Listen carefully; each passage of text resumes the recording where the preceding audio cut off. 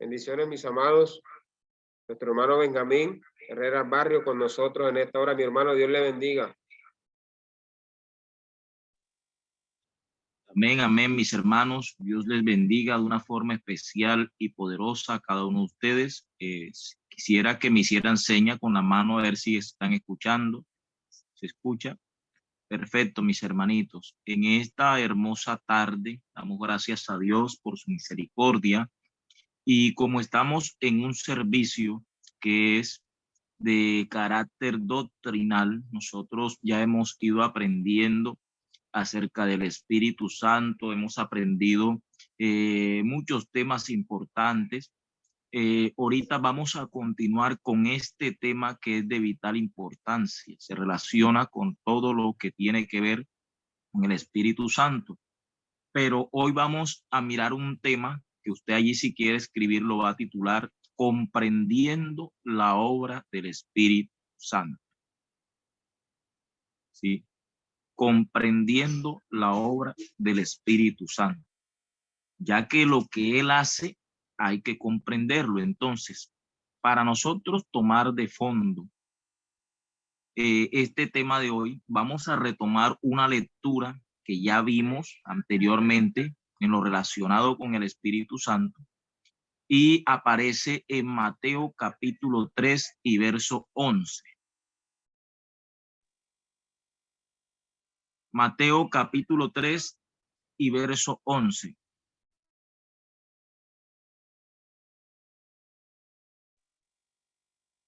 Cuando lo tengan pueden decir amén, mis hermanitos. Allá me hacen seña.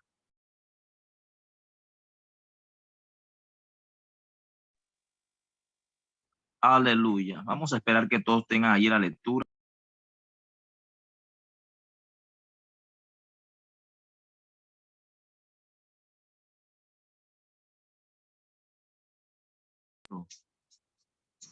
Gloria a Dios. Entonces, vamos a retomar esta lectura, mis amados, en el nombre de Jesús. Dice de la siguiente manera, capítulo 3, verso 11 del Evangelio según Mateo. Dice, yo a la verdad os bautizo en agua para arrepentimiento, pero el que viene tras mí, cuyo calzado yo no soy digno de llevar, es más poderoso que yo. Él os bautizará en Espíritu Santo y fuego. Hoy vamos a hacer rápidamente un pequeño recordar de muchos aspectos que vimos frente a este tema, y uno de ellos es en este versículo el siguiente. Jesús es el que bautiza en Espíritu Santo, mis hermanos. Sí, eso que quede claro. Jesús es quien nos bautiza en Espíritu Santo. Eso fue lo que dijo Juan. Yo los bautizo en agua para arrepentimiento, pero el que viene tras mí, el cual yo no soy digno de desatar encorvado la correa de su calzado, dice, él os bautizará en Espíritu Santo y fuego. ¿Él quién? Jesús de Nazaret. ¿Sí? Por esa razón, Jesús llegó a decir en Juan capítulo 7 y verso 38 y 39, si alguno tiene sed, venga a mí y beba. Y allí usted puede leer que dice, esto dijo dando a entender, hablando acerca del Espíritu Santo que habían de recibir los creyentes. Entonces, allí podemos ya comprender de que Jesús es quien nos bautiza en Espíritu Santo. Entonces ya sabemos esto, que Dios es Espíritu, que la esencia de Dios es esta, Dios es Espíritu, y que la palabra santo nos señala una de sus tantas y divinas cualidades. Ahora, en Juan 14, 18, quiero que esa cita usted la tenga pendiente. Si quiere, vamos a revisarla nuevamente. Juan 14, 18. Allí vamos a leer la palabra. Dice, cuando Jesús está hablando con sus discípulos, está hablando acerca de la promesa del Espíritu Santo, Jesús le llega a decir lo siguiente, no os dejaré huérfanos, vendré a vosotros. ¿Sí? Esta es la expresión que Jesús les da a sus discípulos. no los dejaré huérfanos, vendré a vosotros. Aquí hay que resaltar algo importante y es lo siguiente: si Jesús estaba con ellos, ¿cómo les está diciendo vendré a vosotros? ¿Sí? Esto es claro, es una clara evidencia de que Jesús sabía que en un momento tenía que irse del lado de ellos, tenía que volver al Padre, pero fíjese la promesa que le hace: yo no los dejaré huérfanos, vendré a vosotros. Entonces, no dice vendrá, sino vendré, ya que una vez terminado su proceso, estando en su humanidad, estamos hablando de su ministerio, de su muerte, de su resurrección y de su ascensión, estos 4 pasos fundamentales. Jesús entonces vendría después de esto en el poder del Espíritu Santo. Entonces, ya que sabemos todo esto, ahora viene la segunda parte importante: es quiénes reciben el Espíritu Santo, mis hermanos.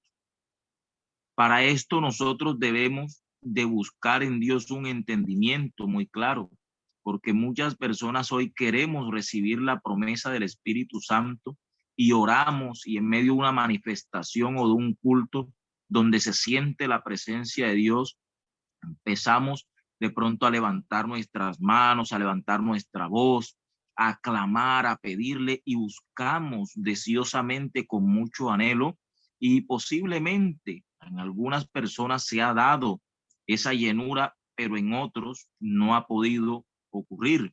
Y entonces hay muchas personas que se afligen. Pero ¿qué pasa? No podemos ser ingenuos pensando que, como la Escritura dice, que toda carne, o sea, todo el mundo va a recibir esta promesa, porque lo dice Joel 2:28. Para recibir el Espíritu Santo se necesita llenar unos requisitos, porque el todo, esa palabra sobre toda carne que aparece en Joel, es un todo relativo y no un todo absoluto. Hay todos absolutos y todos relativos. En Juan 14:15, vamos a trasladarnos a Juan 14:15, estamos allí mismo. Dice la Escritura de la siguiente manera: si me amáis, guardad mis mandamientos, y yo rogaré al Padre, y os dará otro consolador para que esté con vosotros para siempre, el Espíritu de verdad, al cual el mundo no puede recibir porque no le ve ni le conoce. Allí estamos dándonos cuenta que primero, para poder recibir el Espíritu Santo, se necesita guardar los mandamientos de Dios.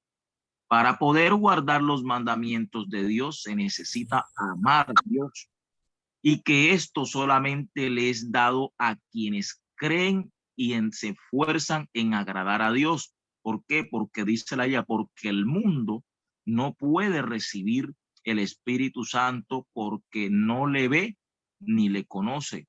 Mas nosotros, los que hemos creído en Dios, tenemos hoy la oportunidad de verle y conocerle a través de sus obras maravillosas, a través de la manifestación de su Santo Espíritu, y por esa razón tenemos la oportunidad de poder amarlo, instalar una relación espiritual e íntima con Dios, y a través de ella podemos entonces cumplir todo lo que Él nos enseña, nos manda a través de su mismo Espíritu.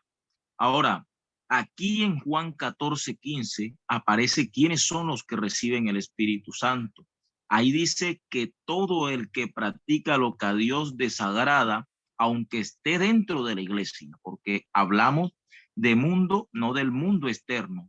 La persona que vive lo desagradable a Dios, aunque esté dentro de la iglesia, está excluida de la promesa del recibimiento del Espíritu Santo, porque Dios no habita en vaso sucio, no lo puede recibir.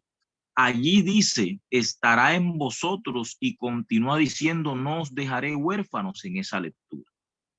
Entonces, cuando hablamos de vendré a vosotros, como el Señor dice, vendré a vosotros, está claramente notando que Él mismo, mire, no dice vendrá, hablando del otro consolador, no dice vendrá, sino vendré a vosotros. Él mismo volverá a nosotros. ¿Después de qué? Después de un proceso aquí en los días de su carne, que haya finalizado, y entonces vendría como en el poder del Espíritu a darnos esa llenura, donde dentro del corazón. Aleluya. Entonces Jesús nos muestra y nos enseña estas cosas hoy en día. ¿Para qué? Para que nosotros miremos, que hoy, a pesar de todo el tiempo que ha transcurrido después de la venida de Jesús, todavía a través de este libro llamado Biblia podemos comprender la verdad de Dios, la veracidad de su existencia, lo claro y puro que es su doctrina. No importa cuántos cambios pudieran darse hoy de manera literaria, la luz de Jesucristo siempre va a brillar en el corazón de aquellos que se esfuerzan en agradarle a Él. Ahora, en el verso 21 de este capítulo 14, que es un capítulo muy importante a nivel de doctrina, dice: el que tiene mis mandamientos y los guarda, ese es el que me ama, y el que me ama será amado por mi Padre, y yo le amaré y me manifestaré a él. Miremos, hermanos, algo con mucho cuidado. Cuando dice me manifestaré a él, está hablando de un tiempo futuro, y ya no está hablando de yo voy a consolarlo, los voy a tocar, sino que va a hacer Jesús, va a vivificarnos. ¿Por qué? Porque en ese momento de él manifestarse, ya no lo haría en un cuerpo semejante al nuestro como cuando estuvo en esta tierra, porque después de los 4 pasos fundamentales que ya vimos, que es su ministerio, su muerte, su resurrección y su ascensión, después de estos 4 pasos ya vividos en él, Jesús vendría como espíritu vivificante, y aparece así el día de Pentecostés, repartiendo las lenguas sobre cada uno de ellos. Ahora, para amar, primero hay que conocer. Por eso Jesús hizo esa invitación que aparece en Juan 7:38, cuando dice que el último y gran día de la fiesta, Jesús se puso en pie y les dijo a los judíos, aquellos que habían creído en él: gloria al nombre del Señor, que si alguno tiene sed, venga a mí y beba. No está diciendo clama a Dios y él le dará, venga a mí y beba. Y usted lee el verso siguiente y le dice: eso dijo él, hablando, referenciando al Espíritu Santo que habían de recibir los creyentes. Entonces, todo esto que hasta este momento hemos mirado nos dicta, nos evidencia que nosotros este don maravilloso, como lo es el recibimiento del Espíritu Santo, lo recibimos directamente de Jesús, para que se cumpla la palabra que dice que Jesús es el único mediador entre Dios y los hombres. Toda dádiva, dice la Biblia, y todo don perfecto lo recibimos de lo alto, del Padre de las luces, pero todo lo que recibimos de ese Padre, de ese Dios, lo recibimos por medio de Jesucristo. Por lo tanto, a nosotros llega la promesa del Espíritu Santo, es directamente de Jesús, después de que él la hubo recibido de su Padre. Entonces, todo esto son herramientas que cada uno de nosotros debe de tener en su conocimiento, almacenada allí en su mente, para poder mostrar una doctrina muy clara a todos aquellos que desean aprender de lo que nosotros hoy tenemos. Ahora, los discípulos, óigame bien, en esa época no iban ni a cultos ni a estudios. Ellos andaban era con Jesús todos los meses del año, 7 días a la semana, 24 horas al día. Durante 3 años y medio duraron comiendo con él, durmiendo con él, andaban con él. Y al final, óigame bien, de ese tiempo, Jesús les dice: si me amáis, guardad mis mandamientos. ¿Qué pasaba? Que todo ese tiempo, esos 3 años y medio que habían pasado, fue un tiempo suficiente para conocerse bien antes de tomar una decisión. El día domingo aquí en la iglesia aprendíamos acerca de esto, sobre lo que es la toma de decisiones. Siempre llegamos al borde o al punto de tener que tomar una decisión después de una trayectoria o de un conocimiento. Entonces, después de esos 3 años y medio que ellos vivieron con Jesús, Jesús les llega a decir todo lo que ellos necesitaban hacer y los requisitos que debían de presentar. Es allí después de esos 3 años y medio donde Jesús les dice, quedaos en Jerusalén, en el libro de los Hechos, les dice, hasta que seáis investidos de poder desde lo alto y me seréis testigo. Es allí el punto clave donde después de ese tiempo de capacitación, esos 3 años y medio de experiencias con él, ahora ellos se acercaban, se enfrentaban a una nueva etapa en sus vidas. Era conocer el poder transformador de Jesús a través de la unción del Espíritu Santo, para que llenos de él, ellos pudieran ir a toda verdad, a ese mundo que necesitaba ser alumbrado por Jesús a través de ellos. Pensemos en esto en estos momentos, hermanos. Ellos buscaron la forma de amar a Jesús y por ese amar a Jesús lo conocieron. Entonces, no se puede amar a quien no se conoce.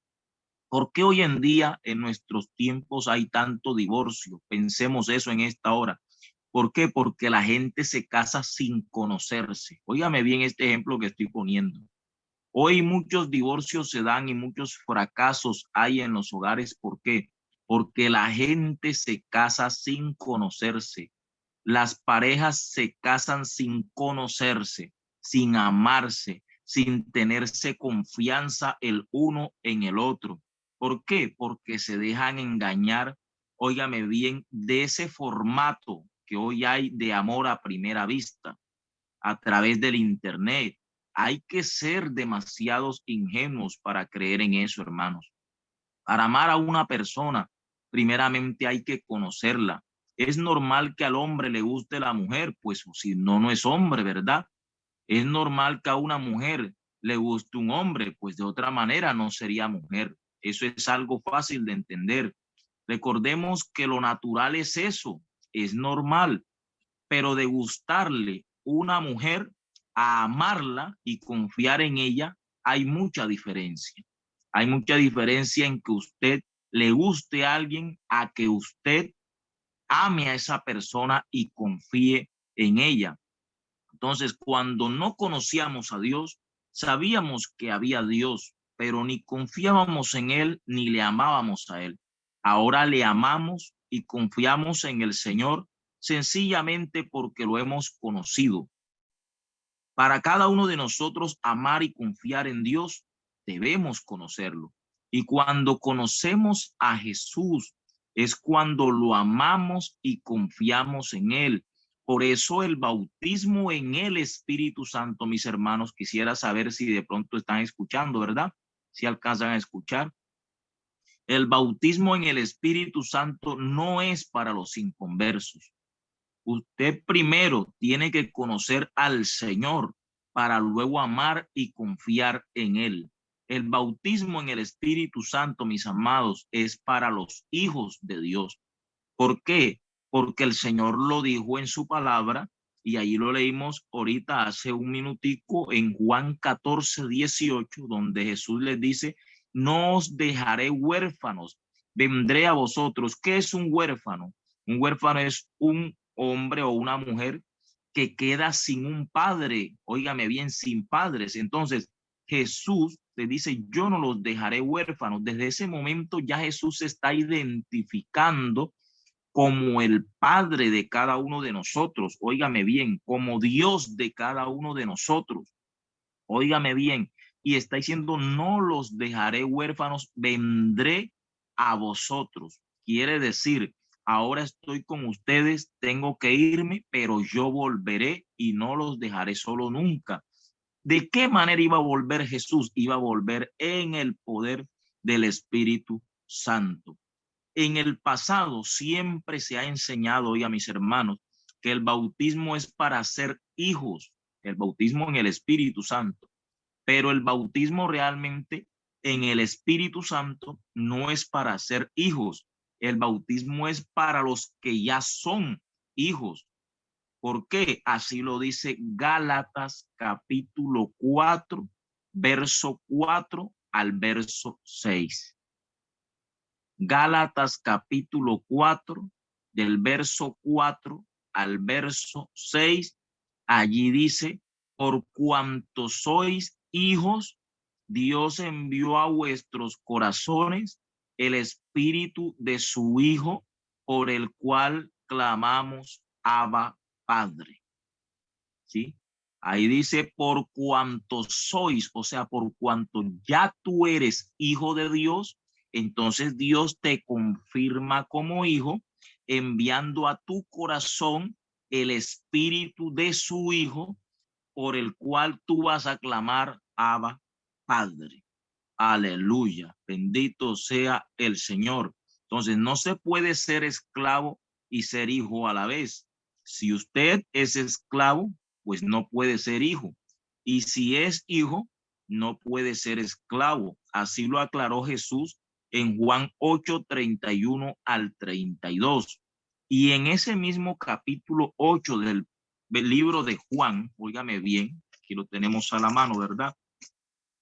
Juan 8, del verso 33 al verso 36, Jesús dijo de la siguiente manera, mire, cuando a él le dicen, le respondieron, linaje de Abraham somos y jamás hemos sido esclavos de nadie. ¿Cómo dices tú seréis libres? Jesús les respondió, de cierto os digo que todo el que hace pecado, esclavo es del pecado.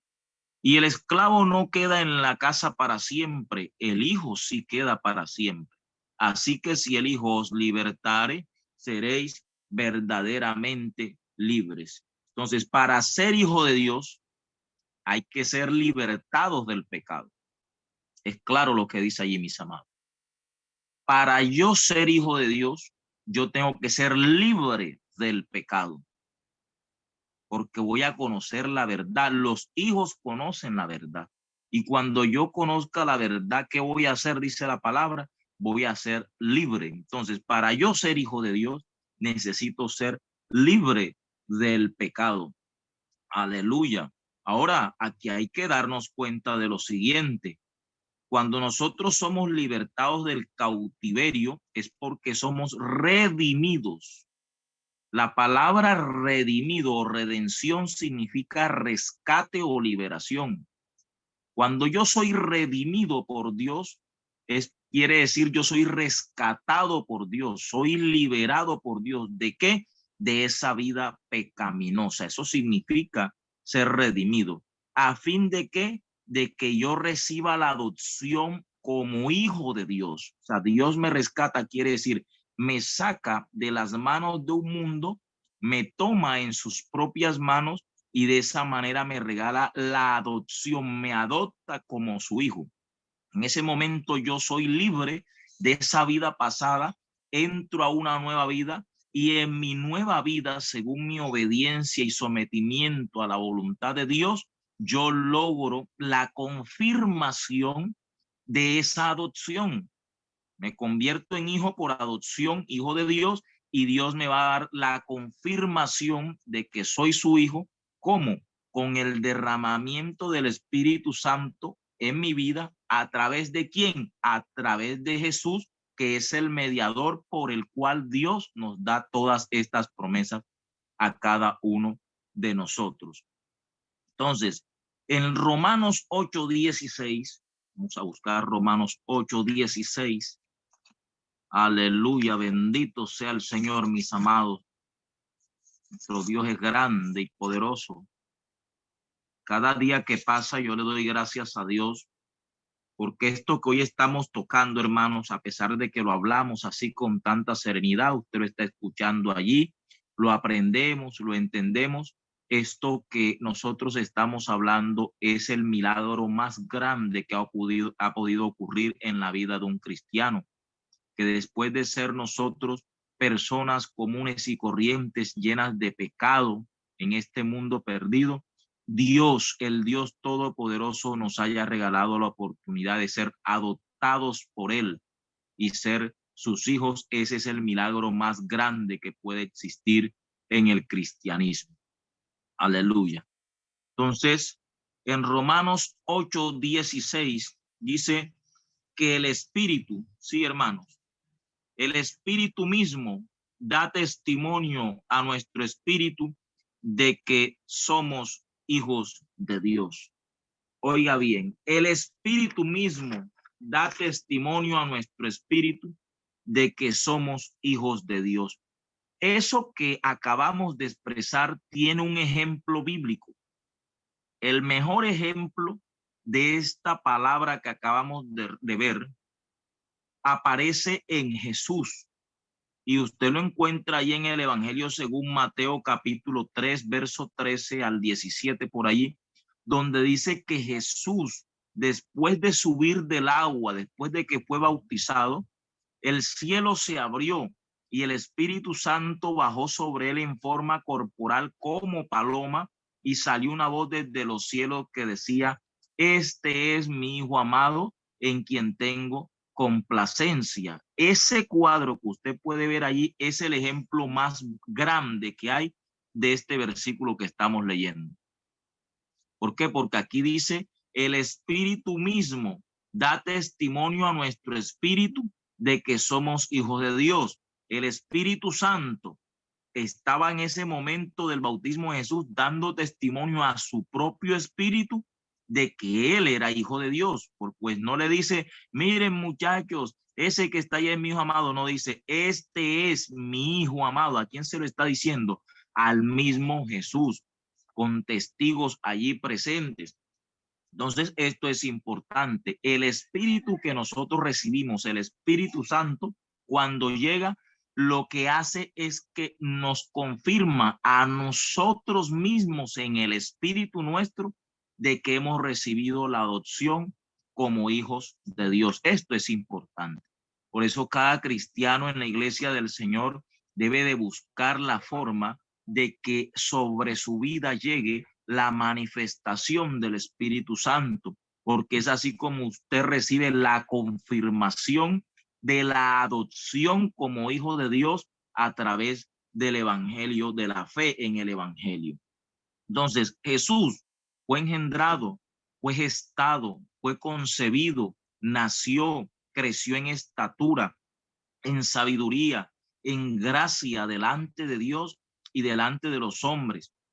Cuando cumplió la edad aproximada de 30 años, que era la mayoría de edad en aquel entonces, fue al río Jordán para ser bautizado, como lo dice Mateo 3, del 3 al 17, como lo mencionábamos. Y en ese momento hay que preguntarnos algo. ¿Sería que en ese momento era que Jesús acababa de nacer del Espíritu? Pues no, él había nacido hacía 30 años, pero el bautismo en el Espíritu Santo era el testimonio de que ese que estaba allí era su hijo. Por eso cuando la Biblia dice hay que nacer de agua y de espíritu, tampoco te está diciendo que en el momento que tú te bautizas en el Espíritu Santo o eres bautizado, corrijo la expresión, por Jesús en el Espíritu Santo, en ese momento es que naces. No, tú naciste en Jesús hace rato, pero resulta que tú necesitas la confirmación de ese nacimiento. Y esa confirmación se da cuando tú logras recibir en tu vida la promesa del don del Espíritu Santo. Esta promesa, hermanos, es para todos, como lo dijo el Señor en el libro del profeta Joel, capítulo 2 y verso 28. Pero ya aprendimos que cuando menciona ese todo, no está hablando de un todo absoluto, sino está hablando de un todo relativo. Pues si fuera absoluto, hasta el mundo todo entero tendría que recibir la promesa, porque es un pacto que Dios hizo. Pero ya leímos en Juan que dice: el mundo no lo puede recibir porque no le ve ni lo conoce. Entonces el todo que aparece en Joel sobre toda carne no es un todo absoluto, es un todo relativo. Quiere decir, es un todo que menciona a todo el que cree en Jesús, no a todo ser humano. Sí, mis amados, hasta allí estamos claros, hermanos. Pueden hacerme señas con la mano. Aleluya, qué bueno, mis hermanitos amados. Entonces, esta promesa es para todos, ¿verdad? Así lo dijo el Señor. Pedro, el apóstol Pedro, también llega a hablar de eso allá en el libro de los Hechos, capítulo 2 y verso 36 al 38. Ahí el apóstol Pedro llega a decir, para todos es la promesa, para los que están lejos, para todos aquellos cuanto el Señor nuestro Dios llamare. Ahí vemos el ejemplo de un todo relativo, ¿sí? Ahí vemos que él dice para todos, pero él menciona cuál es todo. Dice para todos la promesa, para vuestros hijos, para todos los que están lejos. Y menciona, termina diciendo para todos cuanto el Señor nuestro Dios llamare. Quiere decir, ese todo refiere a aquellos que son llamados y escogidos por Dios, no a todo ser humano existente. Aleluya. Entonces, ¿para qué se recibe el Espíritu Santo? Esto es otra pregunta que tenemos que hacernos nosotros. ¿Para qué se recibe el Espíritu Santo?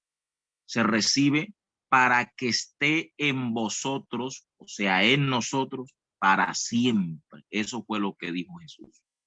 Para que esté en vosotros para siempre, o sea, en nosotros. El Espíritu Santo, hermanos, no viene de visita, no viene de paseo. Aún en las canciones que nosotros cantamos muchas veces, sí, ahorita acá tenemos muchas alabanzas que hablan sobre paséate, Nazareno, Jesús está pasando por aquí, pasa por aquí, Señor, ven, ven, Espíritu Divino. Hay que anotar algo y es nuestro grado de fe. Muchas veces cuando cantamos esto lo hacemos invitando a Jesús que llegue, pero si yo entono estos tipos de canciones creyendo apenas que voy a invitar a Jesús, lo estaría haciendo con una fe distinta a la que Jesús quiere que yo tenga, porque cuando cantamos de esa manera, lo que estamos tratando de hacer en fe es acercar más a Jesús a nosotros a través de nuestra cercanía hacia él. Jesús no puede acercarse a mí si yo no me acerco a él. Estamos hablando de esa transformación y llenura del Espíritu Santo. Entonces, ¿qué pasa? Que cuando nosotros cantamos, nosotros podemos entonar esas canciones de una forma muy linda, pero tenemos que hacerlo con la creencia de que Él no va a llegar a visitar, de que Él no va a llegar es en el momento que yo le estoy diciendo, ven, visita mi alma, sino que ya Él está allí todo el tiempo. ¿Sí? Estamos hablando de otra frase entonces que es relativa. Estamos hablando de otra frase que hay que interpretarla de la manera correcta, porque antes de que yo le diga, Señor, ven, ven, Espíritu Divino, por promesa bíblica ya él estaba allí, porque él dijo, donde hay dos o tres reunidos en mi nombre, ahí estoy yo en medio de ellos. Entonces, antes de que yo pudiera decirle en alabanza, ven, ven, Espíritu Divino, ya ese Espíritu Divino estaba allí reunido con nosotros. Estamos hablando de frases que son relativas, frases que necesitan una debida interpretación para que nuestra fe no se distorsione, mis amados hermanos. Entonces, en eso, cuando nosotros lo hacemos de esta manera, nosotros estamos de verdad glorificando a Dios. Cuando lo hacemos con el entendimiento debido, estamos glorificando a Dios. Y en ese momento que estamos glorificando a Dios de la forma correcta, el Espíritu Santo se está también glorificando en nosotros, porque eso se produce a través del actuar con base en el buen entendimiento de la palabra del Señor.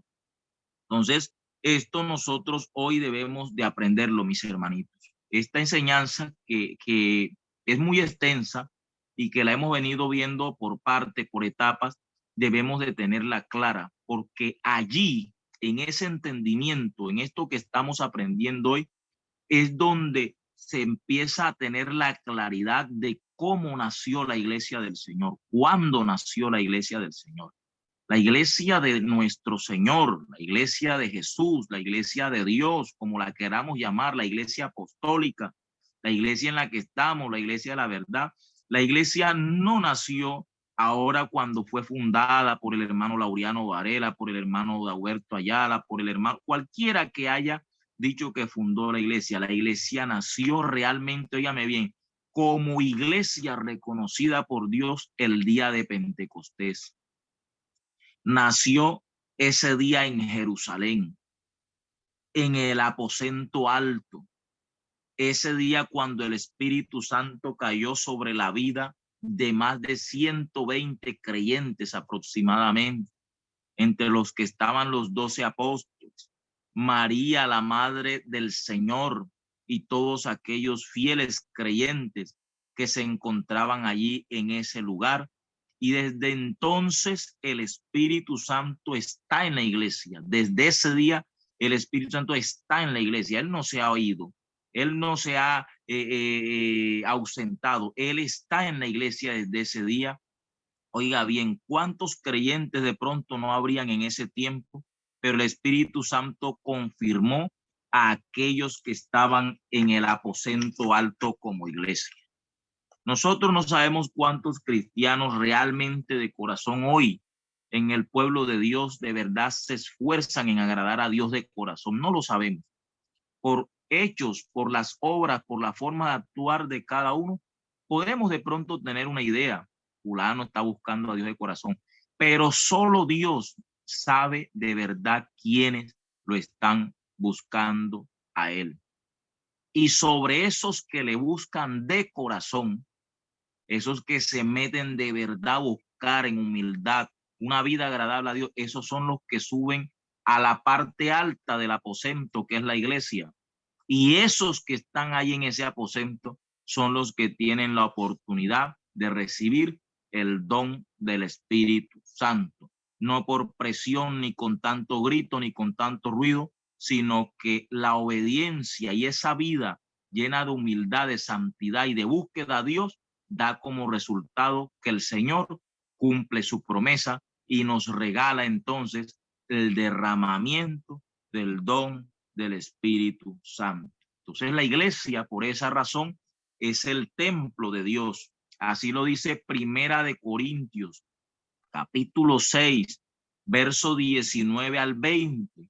Así también lo dice Segunda de Corintios 6, del verso 16 al verso 18. Así lo dice también Efesios 2, del 20 al 22. Así lo dice también Primera de Pedro, capítulo 2 y verso 5. Desde ese tiempo que el Espíritu Santo llegó sobre la iglesia, al Espíritu Santo ya no hay que buscarlo lejos de nosotros, pues desde que Él llegó, está en la iglesia, está allí en medio de ella, porque Él lo prometió en Mateo 28, 20. Dijo, he aquí, yo estoy con vosotros todos los días hasta el fin del mundo. Mis amados, eso es algo que hay que creerlo.